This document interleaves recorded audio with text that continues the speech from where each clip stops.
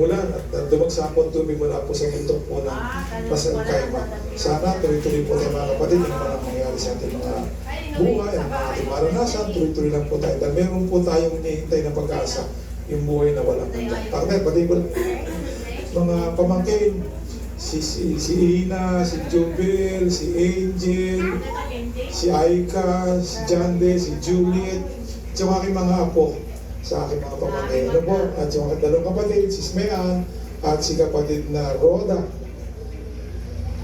O si isa pala, si Isabel, anak ni si Smean.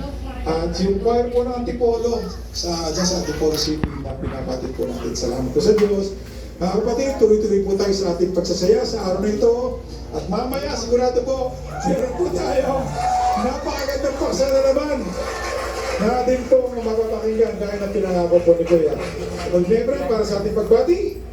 Ready mga kapatid?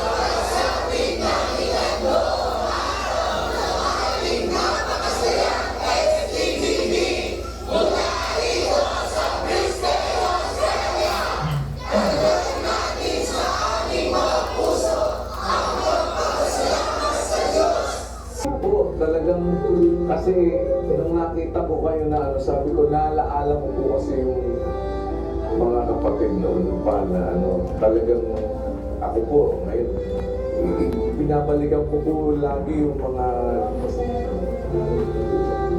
yung mga pati po doon sa mga lokal po na mga talagang kasi sabi ko nga gusto ko po makita din yung mga matatagal ng mga kapatid na sa ibang mga lugar.